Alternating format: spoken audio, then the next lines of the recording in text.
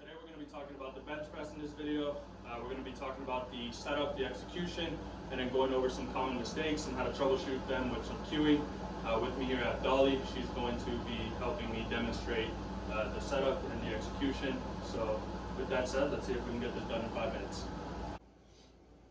Alright guys, so we're going to talk about the execution and the setup, or setup and execution rather I should say, for the bench press. And we're going to start with the feet, working all the way up to actually unracking the bar. So the first thing I'm going to have Dolly do is get her feet in a comfortable position. This is going to be predicated on leverages. People with longer legs are going to prefer a wider foot position, more further out in front. Whereas people with shorter legs are going to be able to get their feet under the bench and pretty close, their feet actually close to their head. And then there's going to be heels up versus heels down. That's going to play a role later on, as you'll see, in terms of the arch and how much you can get an arch. And it's going to have some trade-offs, right? So heel up is going to allow you to get a greater arch, whereas heels down is going to allow you to get better leg drive throughout the bench. So depending on the type of bencher you are, that'll probably play a role in which one you choose. Also, most importantly, you want to pick something between optimal and comfortable. Even if something is optimally better, you want to go with the position that doesn't cause you pain and discomfort, that you can train more consistently, right? So Dolly's in her good, comfortable position here.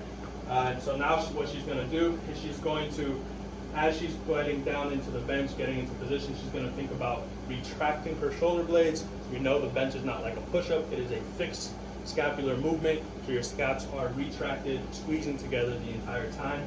And now here, before she unracks the bar, before she even focuses on where her grip is, she's going to try and get tension. There's a lot of different ways to do this, right? So you can use the rack itself to bring your shoulders as close to your butt as you can. This is going to create an arch. While typically lumbar extension is not coached as something that you want to do for the bench press, it actually puts your shoulders in a good position and doesn't compromise you for shoulder impingement, right? Whereas if you had a flat back with your shoulders or scapulas relaxed and not retracted, that's not a good position to, one, drive through, put effort into the bar. It's also not a good position for your shoulders. All right, so now she has tension here. She's actually driving into the floor, trying to push her toe into the front of her shoe here, so she has tension all throughout her quads. Her back is nice and contracted. So what she's going to do here now is try and find her grip. So with newer people, it's always easier to just use the rings on the bar. I want to use that as reference point. For most people, that'll be comfortable to start.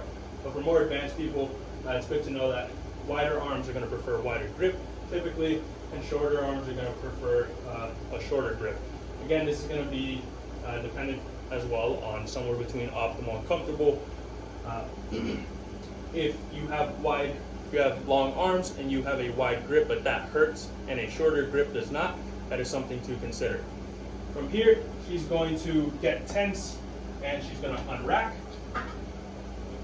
And now she has her hands stacked over her shoulder, right? So she's in a good position to hold the bar. It's not too far out in front where she's exerting extra effort from the shoulders to keep the bar stabilized there, and it's not so far back that she has to do a lat pull down to get the bar into position.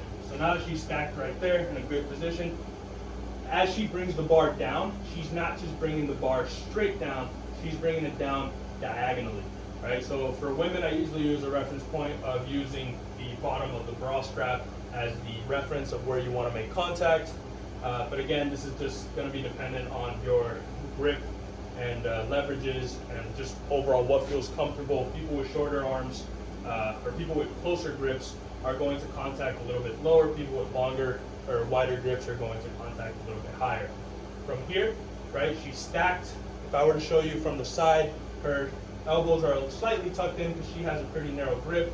But other than that, her wrist and her elbows are stacked perpendicular with the floor. From here, she's not driving straight up, she's driving back towards the rack.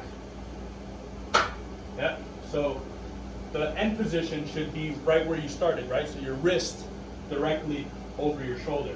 If she were to drive straight up, you can go ahead and show that, right? She would be in this position here, which we'll touch on in the common mistakes video. But this is not a good position to end off or even drive off the chest. You can go ahead and rack it. Last thing we'll touch on here is the actual grip and what you choose. Typically there's two.